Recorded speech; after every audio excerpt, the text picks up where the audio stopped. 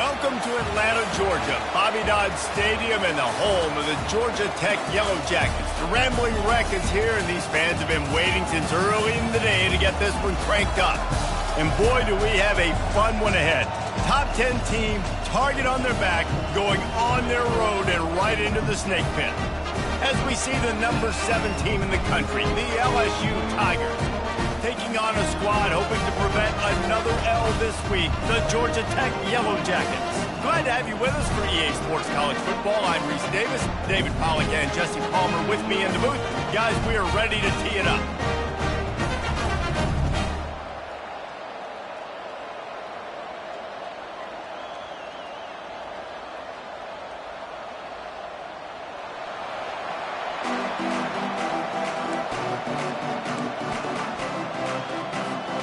The Yellow Jackets will put total leather and we'll get started.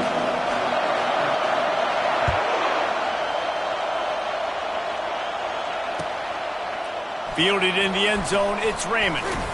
Nice job by the kickoff team. Everybody stayed in their lanes and they'll stop him at the 16.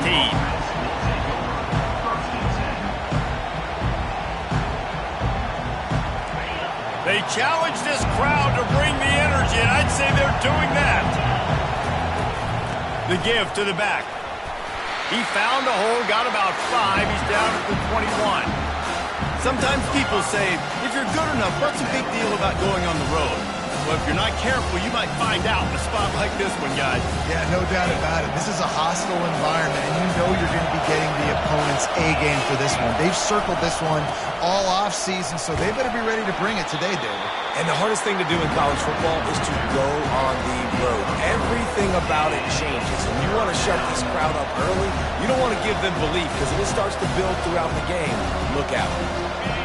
This crowd, full throat, spreading the eardrums and letting them know it's going to be a long day. They'll stick to the ground looking for the marker.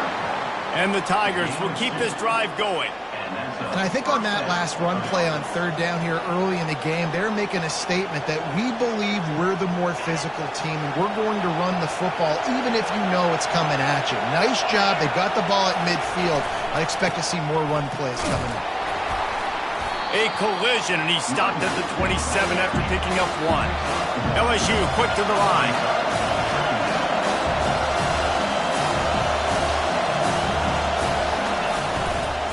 They go to the ground. Just working and poking and prodding and finding his way up to the 36. Listen, you got to be able to know what play to call and what hole to go through. Like the line blocks for a certain hole. Good job getting through the hole, getting what was blocked, getting a nice positive gain, making your situation really good on the next down. To the ground to try to pick up the first. And he just needed a few inches, and the defense was surly and nasty and said, no, sirree.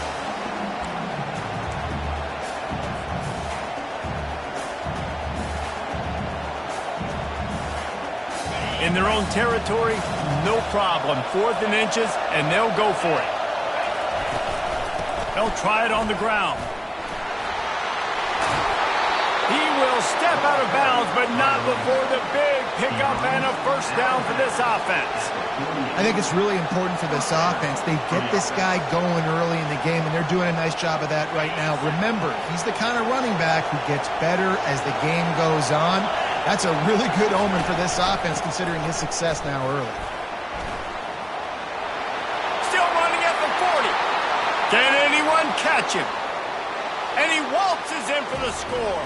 Touchdown, Tigers! Man, these offensive coordinators tell you they want to start fast and they want to establish the run game. That is exactly what you did. First drive, you hand the football off, making the big explosive run, setting the tone for this football game. And the kick is good, but there's a penalty flag, and I think it's going to be roughing the kicker. They'll decline the penalty here, and the result of the play stands. Lining up to cover the kick after that touchdown drive.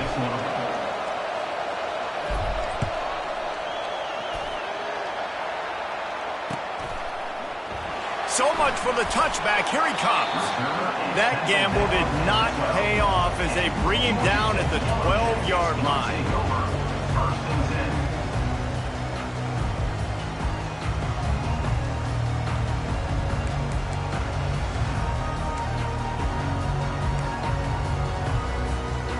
Line gets set, first down.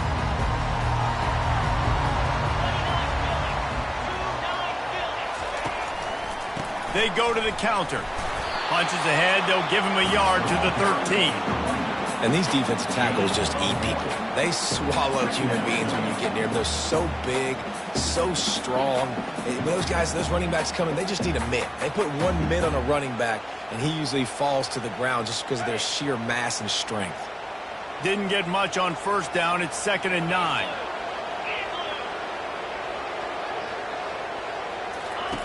He's looking to throw. With the catch, it's Frost. He almost picked up the first down on that one, but he'll be just a little bit short. Early in the game, as a DB, I'm settling in. It's okay if I give up 4, 6, 7 yards. I'm just trying to get settled in, gauge the speed, and then later on, I can adjust to the speed of the game.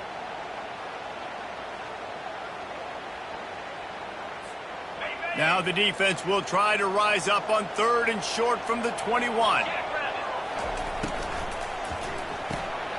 The RPO, it's complete. They make the stop, but there is a flag on the field. We'll see what that's all about. That penalty moves the ball back 10 yards. We'll replay the down.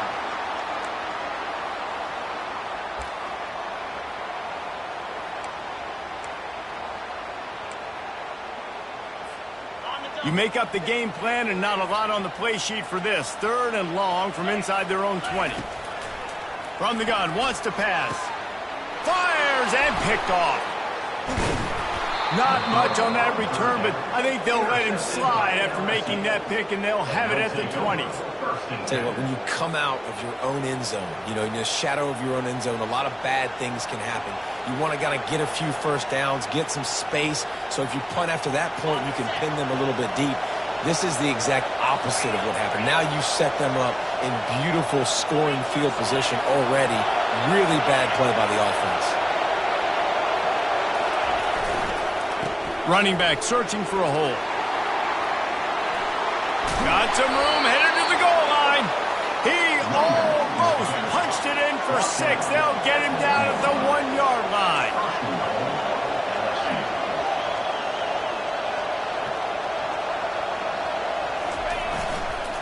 Powers forward. And he takes it in for the score. Touchdown, Tigers. This guy's had a big role in this offense this year, especially when they get down close to the end zone. That's his 5th rushing touchdown on the year. He's been a factor for these guys offensively. Now they'll line up for what they hope is automatic. The kick is up and good and put one more on the lead. They didn't have a whole lot of real estate in front of them when they took over possession, but they wasted no time. Couple of plays into the end zone.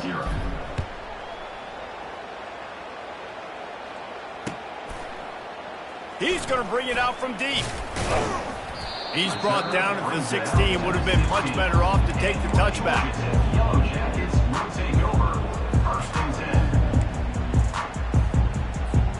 The Georgia Tech offense rolls back onto the field. To say this has been a slow start is a bit of an understatement, and they really need to get it going here, Jesse. That's right. The opponent, they're firing on all cylinders right out of the gate. Offensively, for this unit, they've been slow and struggling. They need an explosive play to wake themselves up. Yeah, and it's just the first quarter, so it's not the end of the world. You've seen slow starts, but you got to continue to pick and pick and pick until you find that play or that scheme that you can use against this defense. Well, the quarterback knew he wanted to go to his tight end on that play. He's a big physical target, but it was the hit on the play that forced the incompletion.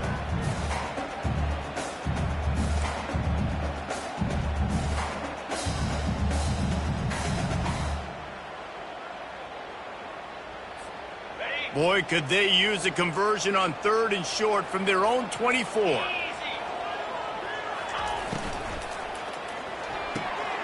Got it, looking for the first down.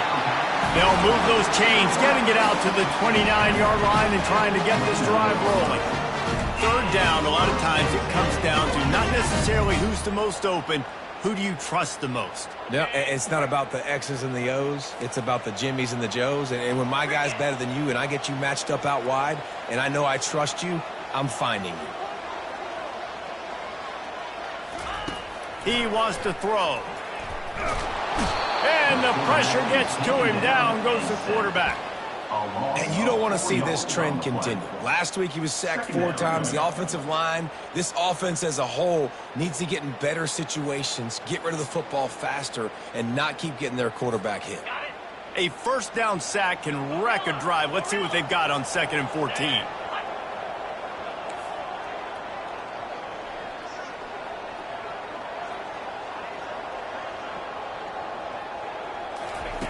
He's looking to throw. And the pressure is coming in, and they get him again.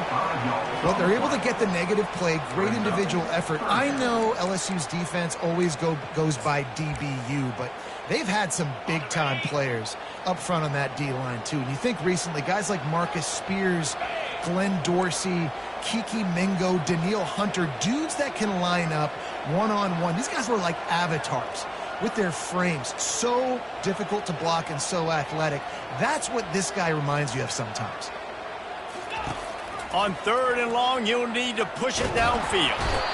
And this defense has maxed out this pressure. Another sack. And they've been waiting for something good to happen with respect to getting after the quarterback, right? They're outside of the top 100 in the country in sacks per game, but finally now you see they're generating this pass rush. 3 sacks on the game so far. And the Yellow Jackets will send out the punt unit. Getting our first look of the afternoon at the punter. He'll get it up to about the 44-yard line before they slam the brakes on him. The offense will have to use its first timeout of the half.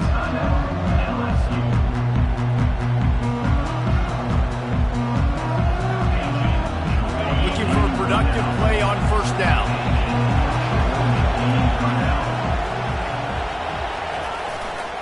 They'll give it to the back. They bring him down, and he's going to lose a yard on that one.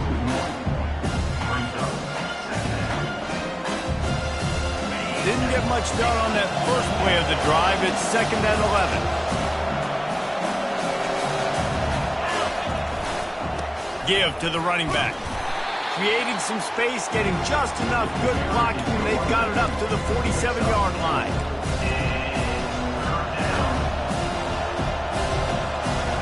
Let's see what they do on 3rd down. Now they'll run it on the toss. Makes a man miss. Smashes through. They make the stop, but not before he wraps up his first period with a huge gain. LSU 14, Georgia Tech 0.